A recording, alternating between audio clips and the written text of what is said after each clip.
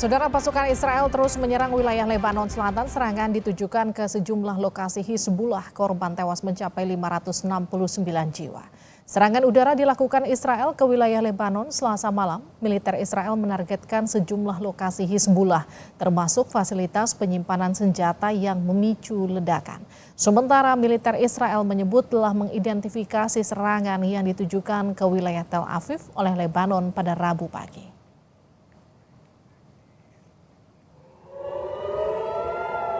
Militer Israel mencegat rudal yang diluncurkan Lebanon ke Israel Tengah pada Rabu pagi. Ini merupakan salah satu rudal yang menembus Israel dari Lebanon. Meskipun wilayah tersebut sering diserang oleh rudal yang diluncurkan dari Gaza pada awal perang, ketegangan antara Israel dan kelompok militan Lebanon Hizbullah terus meningkat selama 11 bulan terakhir. Kekhawatiran warga Lebanon terus meningkat. Jumlah korban tewas akibat serangan Israel di Lebanon naik signifikan. Tercatat hingga saat ini korban jiwa mencapai 569 jiwa. Sementara korban luka 1.835 jiwa.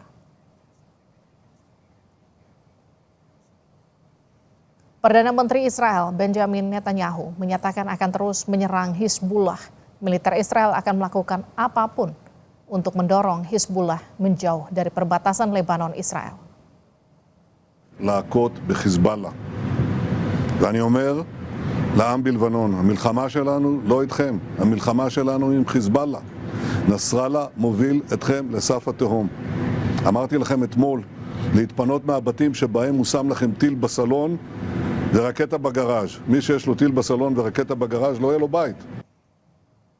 Eskalasi serangan Israel ke Lebanon meningkat dan menyebabkan 569 jiwa tewas. Bagaimana perang ini bergulir dan nasib WNI yang masih ada di Lebanon. Kita akan berbincang dengan Yosi Aprizal, Ketua Ad Interim KBRI Beirut. Selamat malam Pak Yosi. Selamat malam. Selamat malam. Kita juga akan sapa Hasibullah Satrawi, pengamat Timur Tengah. Selamat malam. Selamat malam, Mbak. Baik, saya ke Pak Yosi dulu. Pak Yosi, jadi kondisi terkini WNI termasuk pasukan penjaga perdamaian kita di sana aman, Pak Yosi? Alhamdulillah aman semua, Mbak. Baik, ada berapa WNI kita di sana dan bagaimana upaya evakuasi WNI untuk sejauh ini, Pak Yosi?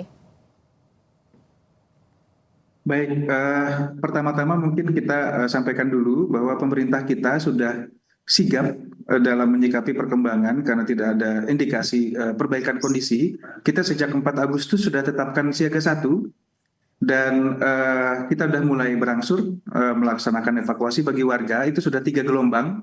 Total sampai saat ini sudah 25 orang warga negara Indonesia kita pulangkan ke tanah air. Nah, saat ini kami sedang mempersiapkan evakuasi berikutnya. Nah, di luar dari itu, saat ini kami mencatat masih ada 155 orang warga negara Indonesia yang berada di Lebanon. Ini sedang tentu kita akan terus pantau terus keberadaan mereka untuk memastikan kondisi mereka dalam baik-baik saja kondisi mereka. Baik, Pak Yosi, 155 ini sudah melapor ke KBRI di mana lokasi mereka, apakah kemudian berdekatan atau berpotensi berada di dekat lokasi serangan? Baik, mungkin kalau kita ingat kejadian beberapa hari lalu, intensifnya serangan dari Israel sampai terjadi pengungsian dari Lebanon Selatan, itu kita ada beberapa warga kita di Lebanon Selatan, 3 orang berhasil kita tarik ke Beirut, sekarang sudah kita amankan di shelter, masih ada tersisa 7 orang. 2 orang itu bekerja di badan PBB, kondisi mereka aman, ada satu di Unifil, ada satu di UNHCR, maaf. Ada satu UNHCR, satu di markasnya Unifil, kemudian 5 orang lagi itu ada 1 ibu dan 4 anak yang kebetulan menikah dengan warga Libanon, itu pekerja di kontingennya Spanyol dan kondisinya mereka juga baik untuk yang di Lebanon Selatan. Okay. Kemudian yang lain tersebar, mayoritas itu warga negara kita yang menikah dengan warga negara setempat dan juga pelajar. Pak Yosi, kemarin kan juga sempat ada informasi bahkan ada 2, koreksi saya datanya kalau salah, anggota PBB yang juga bahkan ikut jadi korban di Lebanon sana. Sementara tadi Anda sebutkan juga kan ada warga negara kita yang juga ikut bekerja di PBB di sana. Bagaimana kemudian sebetulnya pola penyerangan di sana? Apakah kemudian kita bisa memastikan bahwa warga negara kita yang berada di sana pasti akan aman? Tentunya kita terus mengingatkan, terus menghimbau mereka untuk tingkatkan kewaspadaan, amati perkembangan kondisi yang terjadi di sekitarnya, dan juga terus melaporkan keberadaannya kepada kami agar apabila diperlukan kami siap memberikan bantuan dan kami juga memberikan kita menyiagakan hotline sehingga anytime warga negara kita bisa menghubungi untuk kita berikan bantuan. Tapi artinya evakuasi menyeluruh masih belum perlu dilakukan ya Pak Yosi ya? Tentu kita sedang koordinasi lebih erat, kita sedang koordinasikan dengan Kementerian Luar Negeri, Kementerian Pertahanan, dan juga instansi-instansi terkait lain untuk langkah-langkah lebih lanjut. Tapi tentu evakuasi kita masih terus berjalan, kita terus upayakan yang tentu ada beberapa kendala di lapangan, contohnya seperti saat ini, kondisi saat ini itu mengganggu penerbangan. Sejauh ini banyak penerbangan yang sudah tutup, nah ini juga menjadi kendala kita untuk melakukan evakuasi. Kita masih koordinasikan dengan kementerian terkait. Baik, Pak Yosi, sebelum saya ke Pak Satrawi ya, ini kita kan punya pasukan perdamaian yang ada di Lebanon, jumlahnya ada cukup banyak ya Pak Yosi ya. Adakah informasi kemungkinan untuk penarikan pasukan kembali ke Indonesia atau seperti apa sejauh ini? Baik, tentu skala yang digunakan oleh UNIFIL itu berbeda dengan skala yang kita gunakan.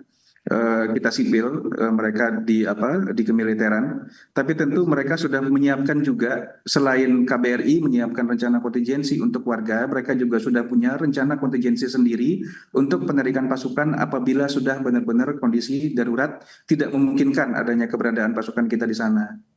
Nah ini selama ini kita koordinasi erat, kita saling dukung baik untuk monitoring maupun in case ada warga kita yang membutuhkan. Baik. Saya ke Mas Satrawi, ini kan serangan yang disebut paling mematikan setelah tahun 90. Apa yang kemudian terjadi saat ini? Anda melihat eskalasinya masih akan membesar, Mas? Ya, Mbak Livi dan Mas Yose, saya di awal ini ingin menyampaikan beberapa catatan sebagai pengantar umum bagi kita semua. Yang pertama, bahwa intensitas serangan sekarang ini terjadi setelah tanggal 17 September kemarin, yang secara pribadi saya mengatakan itu bisa menjadi pembeda dari serangan-serangan sebelum 17 September dengan serangan-serangan setelah 17 September. Saya ingin mengatakan kalau 7 Oktober 2023 itu menjadi awal dari perang Israel dengan Hamas, bisa jadi 17 September 2024 ini bisa menjadi awal dari perang yang lebih besar di antara Hizbullah dengan Israel. Dan oleh karena itu kita sebagai orang Indonesia mestinya bisa memahami minimal dalam 3 poin penting menurut saya Mbak Livi. Yang pertama, kondisi Hizbullah ataupun Lebanon sendiri sebenarnya tidak terkait langsung dengan Hamas ataupun dengan Palestina atau bahkan dengan Israel. Jadi ini konteksnya berbeda sekali. Walaupun memang alasannya adalah sama, alasan solidaritas dan alasan karena politik penjajahan Israel. Jadi Hizbullah melakukan campur tangan dan melibatkan diri dalam serang menyerang dengan Israel semenjak krisis 7 Oktober 2023 sebagai bentuk solidaritas. Atau kalau dalam strategi mereka disebut sebagai strategi wahdatus sahah, bahwa perang yang dihadapi, musuh yang dihadapi adalah sama. Karena itu serangan terhadap Hamas itu dianggap juga serangan kepada Hizbullah. Dan begitu juga dengan kelompok-kelompok lain.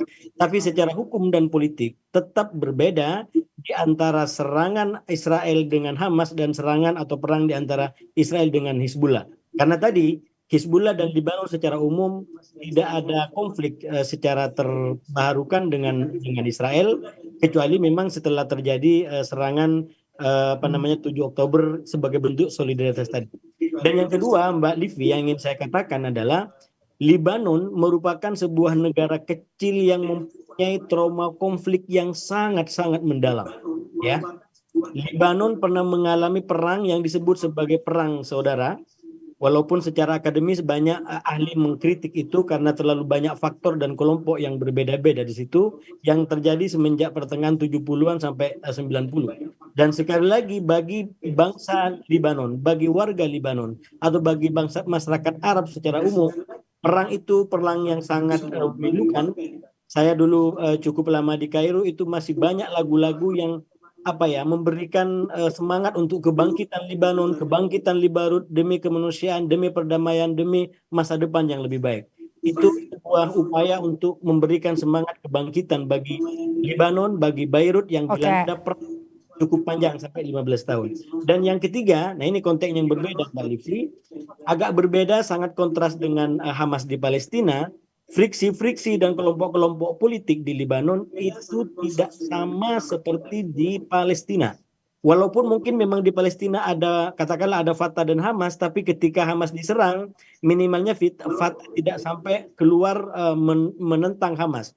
Tapi saya lihat di Libanon bisa jadi pemandangan berbeda karena tajamnya dan banyaknya kelompok-kelompok politik. Dan itulah yang kemudian menjadi faktor dalam perang panjang disebut perang saudara yang terjadi beberapa tahun yang lalu. Nah, oleh karena itu kalau mengacu kepada latar belakang kelompok politik yang ada di Libanon, maka sangat mungkin adanya pendapat-pendapat yang berbeda dari politisi, dari tokoh-tokoh Libanon terkait dengan apa yang dilakukan oleh Hizbullah. Apakah warga Libanon mau semua untuk turut serta di bumi hanguskan oleh Israel? Karena logika saya bilang tadi satu medan perang bagi Israel, yaitu ketika Israel menyerang Hamas itu dianggap juga menyerang Hizbullah. Apakah akan diikutin semua oleh warga Libanon? Misalkan ini salah satu pertanyaan yang saya yakin warga Libanon juga punya pendapat yang berbeda-beda. Tapi artinya gini, kalau Anda melihat dari polanya tadi, kalau serangan terhadap Hamas itu dimulai 7 Oktober 2023, terhadap Hizbullah itu eskalasinya memuncak di 17 September. Anda melihat Lebanon akan menjadi Gaza baru? Sangat mungkin iya. Sekarang sebenarnya sudah berada di ambang itu. Jadi 17 September 2024 itu adalah fase di mana meningkatnya atau terbukanya front secara langsung di antara Hizbullah dengan Israel. Dan per hari ini sudah dilaporkan lebih daripada 500, bahkan dekat dengan 600. Ini adalah gejala angka-angka yang meningkat secara tajam, mirip dengan apa yang terjadi di Gaza pada awal-awal. Artinya apa? Kalau tidak ada upaya-upaya yang maksimal dari para pihak, dari negara-negara dunia, dari sistem dunia, untuk memaksa terutama Hizbullah dan juga Netanyahu untuk tidak semakin meningkatkan eskalasi ini, bukan tidak mungkin ini akan semakin terjadi yang disebut sebagai eskalasi konflik di Timur Tengah, dimulai dari konflik Gaza dengan Israel, lalu berlanjut menjadi konflik Israel dengan Lebanon. Oke, saya ke Pak Yosi. Pak Yosi, kalau mendengar penjelasan tadi dari Pak Satrawi, artinya ada potensi peperangan ini akan menjadi lebih besar lagi. Sejauh ini bagaimana kemudian koordinasi dengan Kemenlu terkait dengan upaya rencana untuk penarikan WNI kita dari sana, evakuasi secara besar-besaran? Kalau melihat potensinya seperti itu, banyak tadi Anda juga sempat katakan beberapa penerbangan atau bandara yang sudah tidak bisa berfungsi di sana. Baik, jadi tentu yang pertama kita mengharapkan warga negara kita bersedia dievakuasi saat ini. Saat ini kondisi relatif kita bilang masih sangat mudah untuk melakukan evakuasi. Kita harapkan bersedia saat ini. Apabila dalam kondisi yang sudah sangat darurat, kami, Kementerian Luar Negeri, Kementerian Pertahanan, dan kementerian terkait lain, kita sudah menyiapkan rencana kedaruratan beberapa moda untuk evakuasi. Jenis kendaraan yang akan kita gunakan, mulai dari apabila masih menggunakan pesawat ataukah kapal laut, atau bahkan kita sudah juga menjajaki beberapa opsi jalur darat ke negara-negara terdekat. Tapi tentunya kita tekankan, kita harapkan warga bersedia untuk dievakuasi saat ini, tidak menunggu nanti kondisi sudah pecah, sudah sulit sekali untuk bergerak, baru kita bersedia untuk evakuasi. Ini tentu kondisinya akan sangat sulit. Itu yang mungkin kita harapkan kepada warga kita untuk terus mempertimbangkan kembali posisi mereka saat ini. Baik, terima kasih Pak Yosi, terima kasih Mas Satrawi telah bergabung bersama kami di Sapa Indonesia Malam. Sehat-sehat Mas Yosi di sana bersama warga negara Indonesia kita, ada 155 orang yang masih ada di Lebanon.